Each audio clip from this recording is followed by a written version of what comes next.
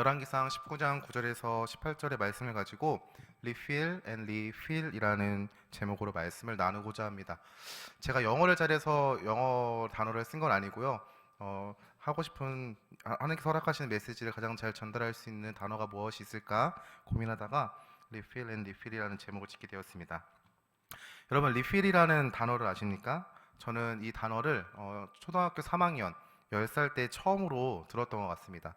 제가 초등학교 3학년이었을 때는 그때는 5명에서 6명씩 한 조를 이뤄가지고 그렇게 수업을 진행했었는데, 발표를 잘하거나 수업을 잘 듣거나 질문을 잘하는 그러한 친구들에게 스티커를 붙여주셨어요. 어떠한 포도 모양이나 나무 모양의 그런 곳에다 스티커를 붙여주시고, 스티커를 다 채우면은 선생님께서 롯데리아라는 곳에 데려가 주셨습니다. 롯데리아. 아직도 기억이 나는데 북수원 홈플러스라는 그 홈플러스 안에 롯데리아에 선생님께서 데려가 주셨어요. 스티커를 다 모아서. 지금은 어떠한지 모르겠지만 그때 롯데리아에서는요, 콜라를 한 번 더 리필해주는 그러한 이벤트가 있었습니다. 근데 선생님께서 리필해주세요 라고 저희 점원분에게 말하면 콜라를 리필해준다 라는 그런 말씀을 해주셨는데, 저는 그 앞에 보이는 불고기 버거 세트에 한눈을 판 정한이는 결국에는 그 리필이라는 단어를 까먹게 된 거예요. 결국에는 콜라를 다 먹고 햄버거가 남았는데 너무 목이 메어서 점원한테 가서 리필해 주세요라고 말을 해야 하는데 리필이라는 단어가 생각이 안 나가지고 결국에는 슬픔에 잠겨서 결국에는 햄버거 세트를 다 먹었다라는 그러한 이야기가 있습니다. 저는 리필이라는 단어를 절대 잊지 못합니다. 그 사건으로 인해서 리필하면은 다시 채우는 거야 이러면서 절대 잊지 못한 단어로 있는데, 리필이라는 단어는 다시 채우다라는 뜻을 가진 단어입니다. 예를 들면은 마셔서 비어져 버린 콜라를 다시 컵에 채우듯이 비워진 곳에 무언가를 다시 채울 때 우리는 리필이라는 단어를 사용합니다. 그런데 리필, 다시 채우는 일에는 우리의 신앙의 모습도 포함되어 있다는 것을 알길 바랍니다. 오늘의 말씀은 하나님께서 엘리야를 회복하시는 모습을 그리는 후반부의 말씀입니다. 오늘의 말씀을 통해 우리의 신앙을 어떻게 회복해야 하는지를 보기를 바랍니다. 엘리야는 열왕기상 17장에서부터 등장하는데, 그러한 인물에 대해서 엘리야가 활동했던 시기는 북이스라엘 아합이라는 왕이 다스리던 시기였다라고 말합니다. 아합 왕은 그 선대 왕인 아버지인 오므리 왕의 아들로서 오므리 왕보다 하나님이 보시기에 더욱더 악한 왕이다라고 성경은 그렇게 고백하고 있습니다. 엘리야는 엘리사의 스승이며 우리가 잘 아는 갈멜살 사건의 중심적인 인물인 것이죠. 오늘의 말씀을 이해하기 위해서는요, 열왕기상 18장에 나오는 갈멜살 사건에 대해서 조금은 먼저 알아봐야 할 줄 믿습니다.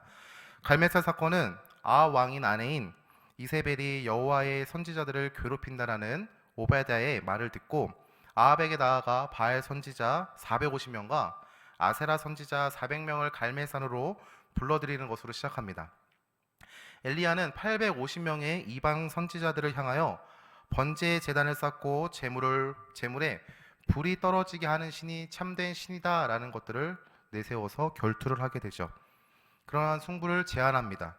우리가 잘 아는 바와 같이 바알 선지자와 아세라 선지자들은 자신이 섬기는 신이 제단에 불을 내리게 하기 위하여 자해까지 하는 행동을 취하지만 결국에 불이 떨어지지 않았습니다. 하지만 엘리야는 제물에 오히려 불이 붙기 힘들게 물을 가득 부었는데도 엘리야가 하나님께 기도드림으로써 그 제단을 휩쓸고 그 제단을 적셨던 물마저 다 모두 태웠다라는 사실을 우리는 성경의 말씀을 통해 알 수 있습니다. 엘리야는 갈멜산에 있는 사람들에게 하나님이 참된 신이다, 참된 하나님이다라는 것들을 보였고, 거기다가 바알 선지자 450명을 모두 죽였습니다. 엘리야는 850대 1이라는 말도 안 되는 승부에서 이겼던 것이죠. 그리고 그 중심에 하나님께서 역사하시는 그 중심 인물이 바로 엘리야라는 것입니다. 더 나아가 엘리야는 하나님께서 수년 동안 비를 내리지 않았던 가뭄을 거두시는 모습을 보았습니다. 그리고 자신이 왕의 마차보다 빨리 달리는 하나님의 일하심과 역사하심을 경험하게 되었습니다.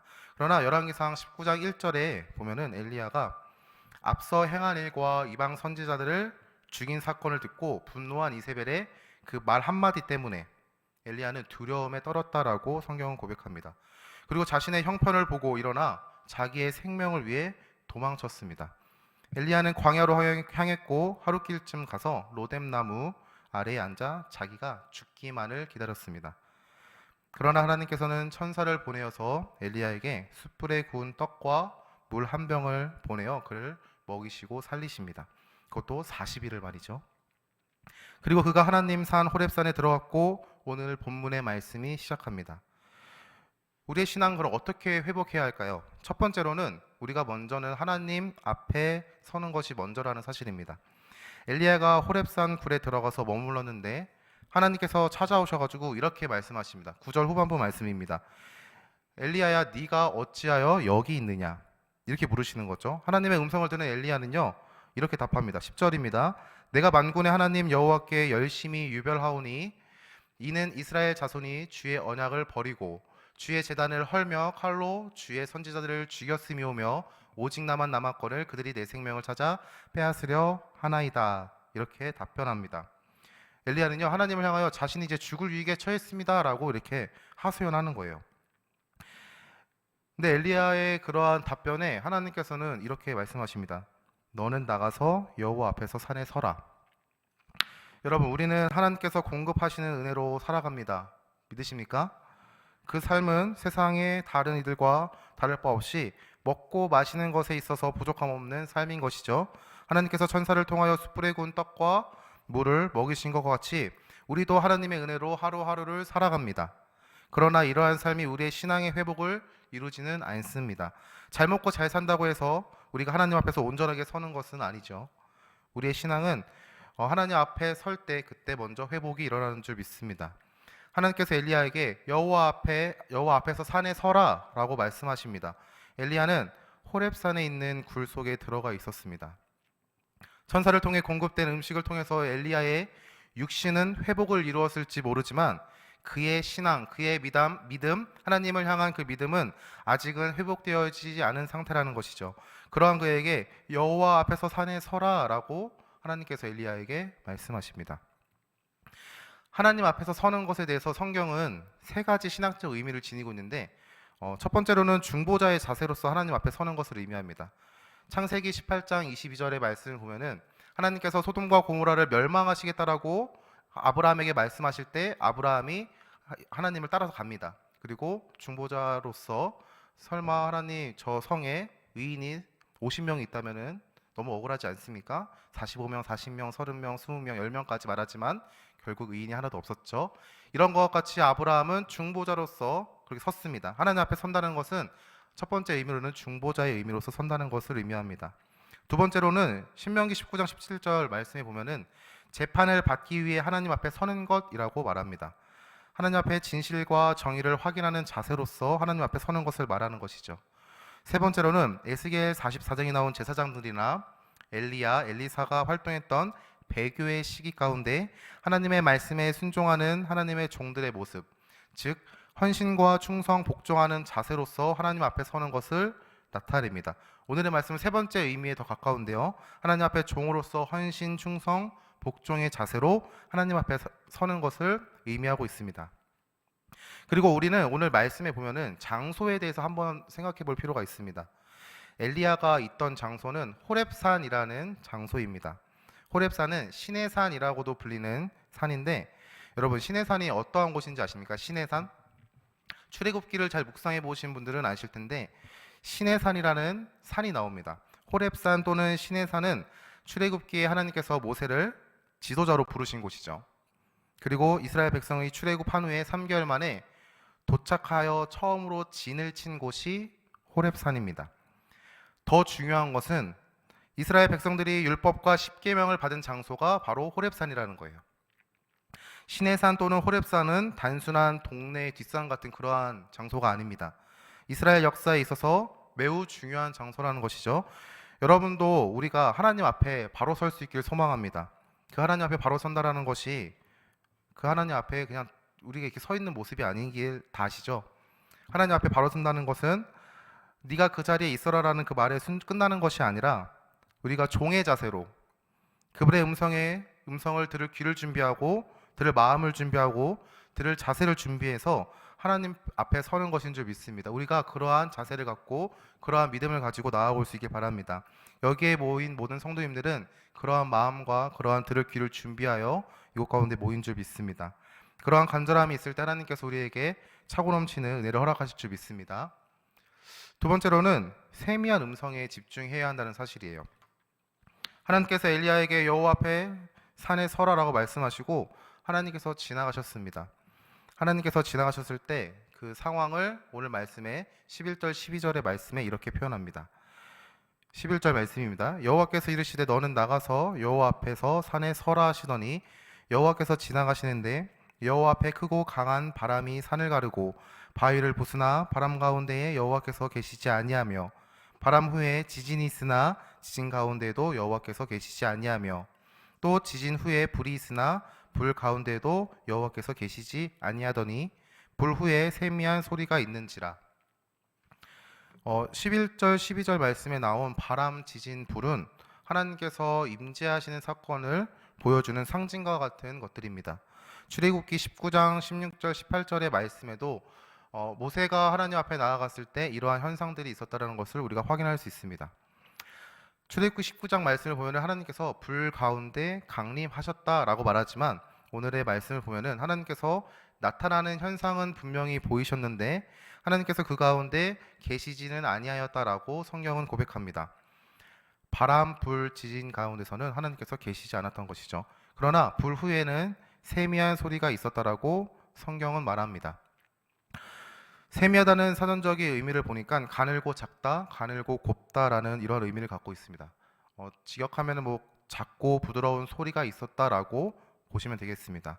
하나님께서 임재하실 때에 나타나는 현상, 바람, 지진, 불은 하나님의 초월적인 능력이 있음을 보여주는 현상인데 오늘 엘리야에서는 그런 초월적인 능력을 보이시는 것이 아니라 오히려 세미한 소리, 작고 부드러운 하나님의 음성을 허락하셨다는 것을 우리는 알 수 있습니다.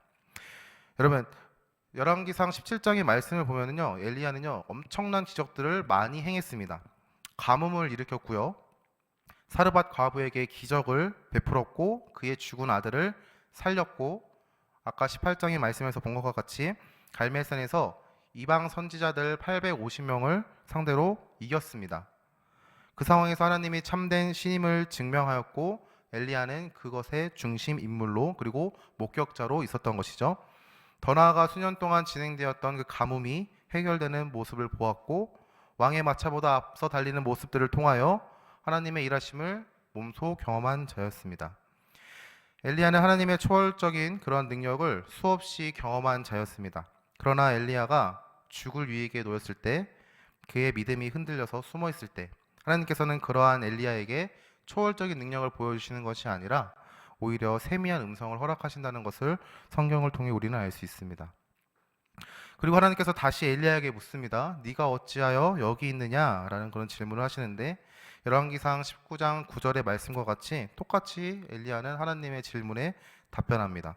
열왕기상 19장 14절의 대답도 열왕기상 19장 10절의 답변과 같이 똑같은 거죠. 토시 하나 틀리지 않고 똑같이 말합니다. 내가 만군의 하나님 여호와께 열심히 유별하오니 이는 이스라엘 자손이 주의 언약을 버리고 주의 제단을 헐며 칼로 주의 선지자를 죽였음이오며 오직 나만 남았거늘 그들이 내 생명을 찾아 빼앗으려 하나이다. 원어로 봐도 토시 하나 틀리지 않고 하나님의 음성에 똑같이 답변합니다. 단순하게 답변만 보면요, 엘리야에게는 전혀 아무런 변화가 없는 것 같아요. 하나님께서 세미한 음성을 허락하셨지만 엘리야의 답변만 보면은 전혀 변화가 없는 듯하게 보입니다. 그러나 그는 굴 밖으로 나와서 굴 어귀에 서서 하나님의 음성을 듣기 위하여 움직였다라는 사실을 우리가 알아야 합니다.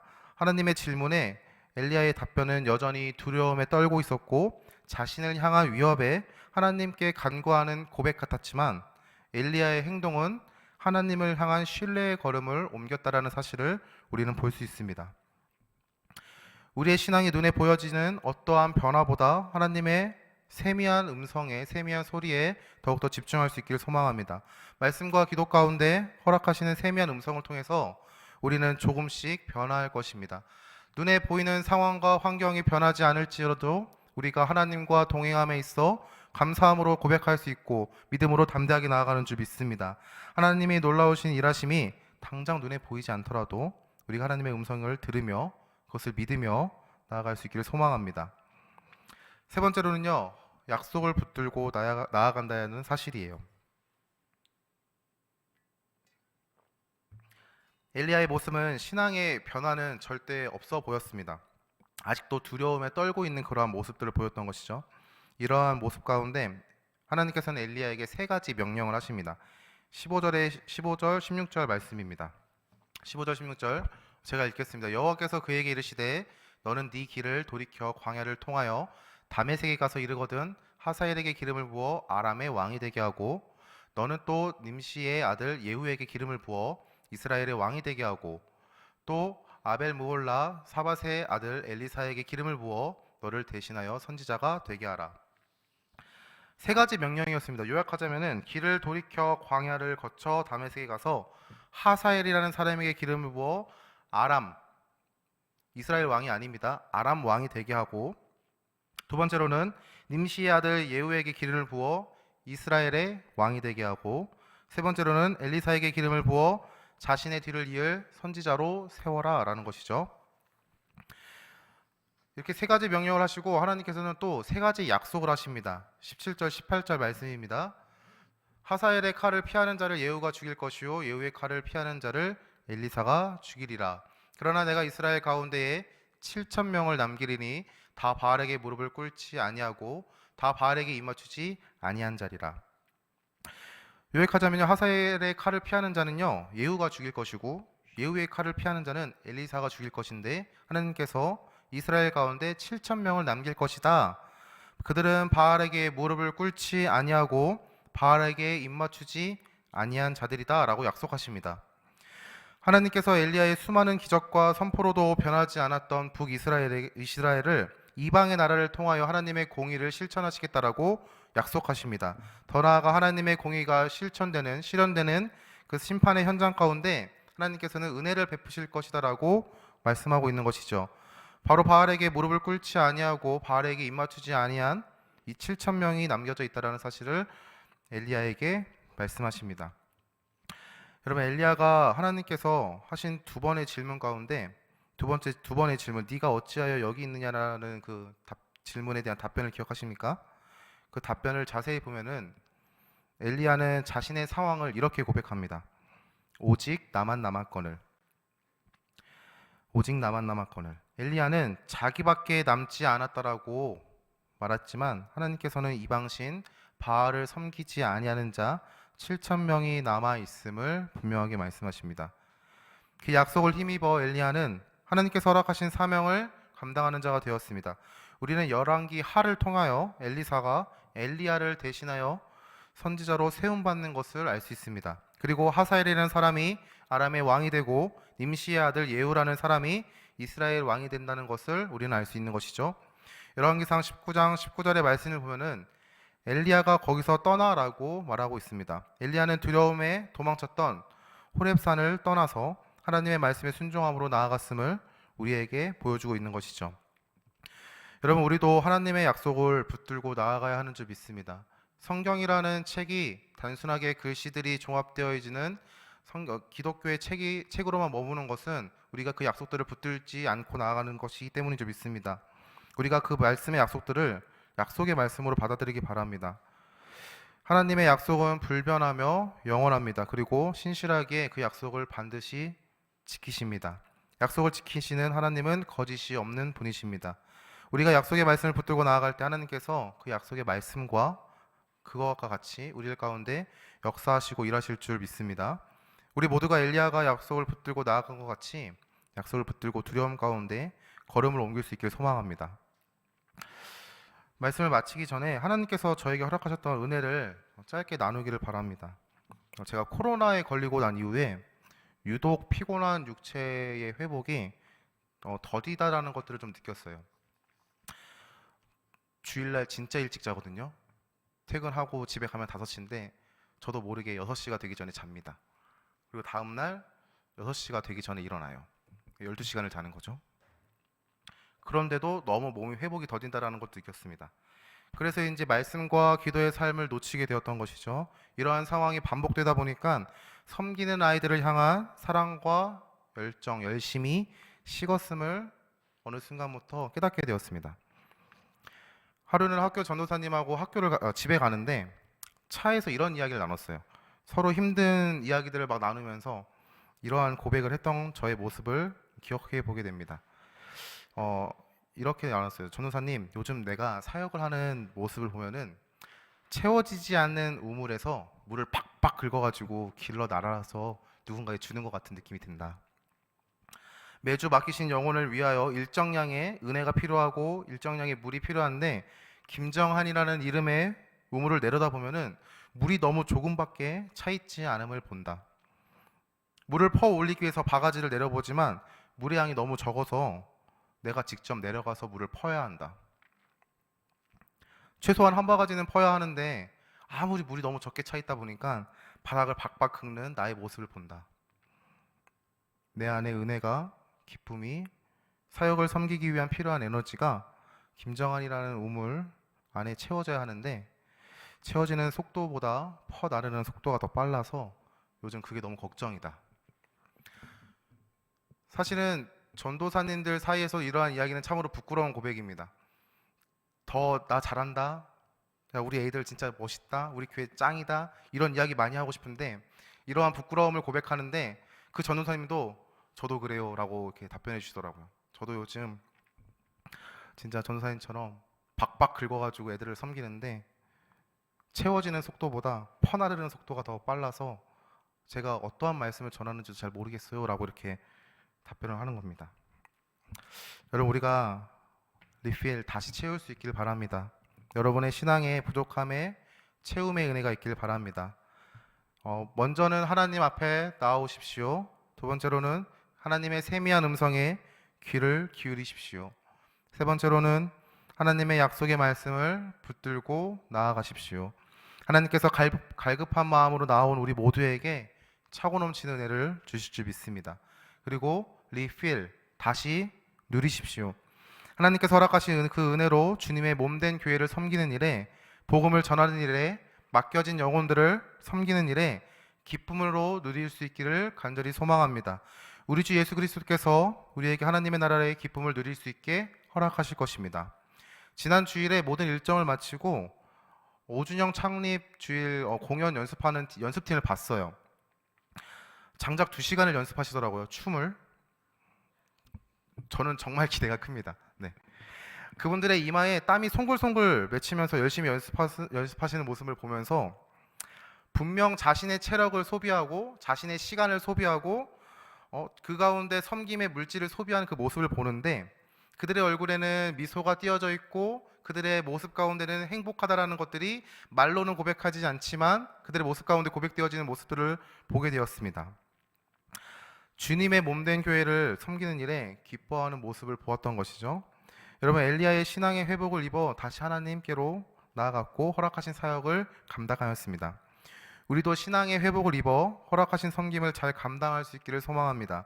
예수님의 몸된 교회를 사랑하고 섬기는 일에 하나님께서 허락하시는 감동을 따라 거룩한 부담감을 가지고 섬김의 자리에 나올 수 있기를 소망합니다. 두려움에 떨어 광야로 도망쳤던 엘리야에게 도움의 손길을 허락하시는 주님을 바라며 엘리야의 발걸음을 호렙산으로 인도하신 주님의 인도하심을 바라며 세미한 음성을 더하셔서 새로운 결단으로 나아갈 수 있는 힘을 허락하신 주님이 이 시간 우리에게도 엘리야보다 더 큰 은혜와 그분의 채우심과 위로하심을 더하실 줄 믿습니다. 그러한 은혜가 우리들 가운데 역사하는 더시티 사랑의 교회 이 시간이 될 수 있기를 간절히 소망합니다.